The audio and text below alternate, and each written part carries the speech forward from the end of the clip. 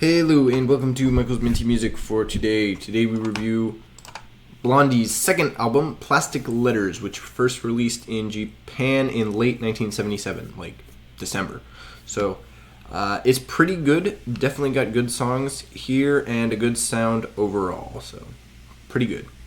This is the track listing, and these are the tracks that added to my playlist.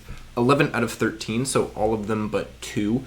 This album is pretty good. Most of the songs are pretty good, and the overall sound is really interesting.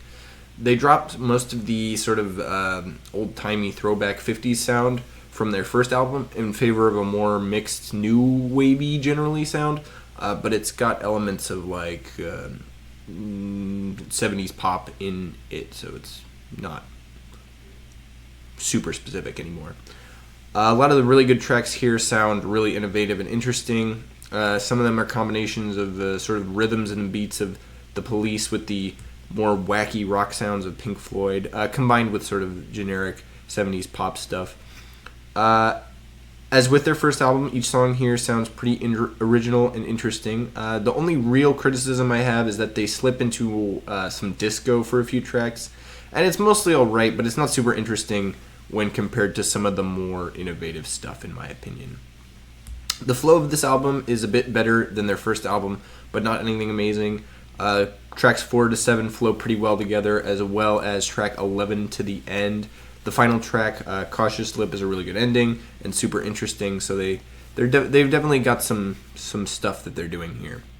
There was only one single released before the album, Kidnapper, and like their first album, none of these songs were on the radio. This album also wasn't particularly popular. So my favorite track here, though, probably gotta go with I'm on E, which is a weird name, but pretty good. Although tracks 4 and 5 are also pretty good. So those two almost took it, but I think I gotta go with track 7 here.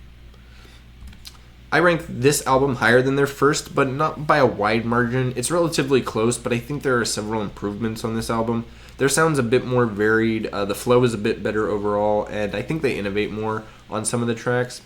This is like the good type of improvement that you expect for a band as they go from their debut to their second album. So this is both to be expected and a good sign. So now, this album doesn't take my top spot from 1977. That stays with Queen's News of the World, which has at least as good songs as here. They're, if not better, I will say. And it flows much better, in my opinion. That one definitely flows better than Plastic Letters. So 1977's a pretty competitive year, and I think Plastic Letters ends up 3rd or 4th in the rankings just for that year, which is still really good if you ever look at some of the other reviews for the ones that they're competing with. But it's just not at the level to be the best from this year.